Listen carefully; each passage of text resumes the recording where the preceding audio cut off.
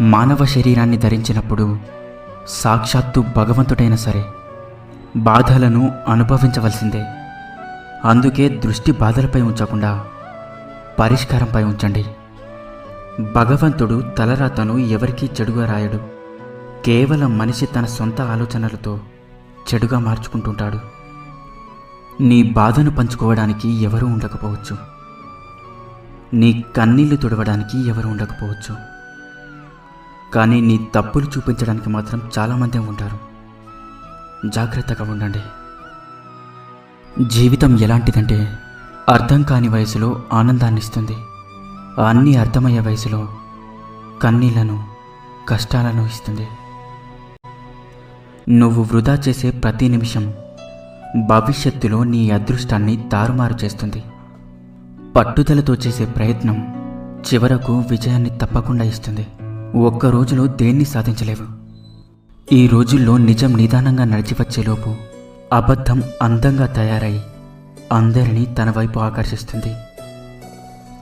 మోసేది బరువు అనుకుంటే దింపాలనిపిస్తుంది, అదే బాధ్యత అనుకుంటే మోయాలనిపిస్తుంది. జీవితంలో ఒక్కటి మాత్రం గుర్తుపెట్టుకో, చేసిన మేలు వృధా కాదు, అలాగే చేసిన కీడు కూడా వృధా పోదు.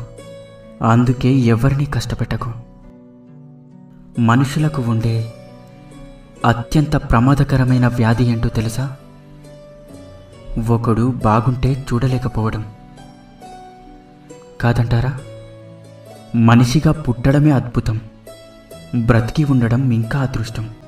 ముడిపడుతున్న బంధాలన్నీ వరాలు, ఎదురవుతున్న అడ్డంకులన్నీ నీ భవిష్యత్తుకు ఉపయోగపడే పాఠాలు.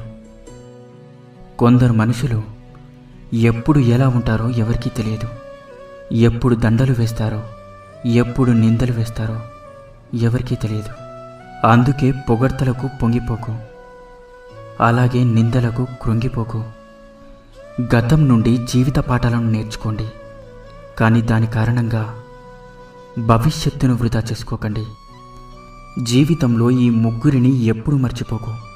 కష్టాల్లో నీకు తోడుండే వ్యక్తిని, కష్టాల్లో నిన్ను వదిలేసిన వ్యక్తిని, ముఖ్యంగా కష్టాల్లో నిన్ను నెట్టిన వ్యక్తిని. ఈ జీవితం నీది, స్వప్నం నీది.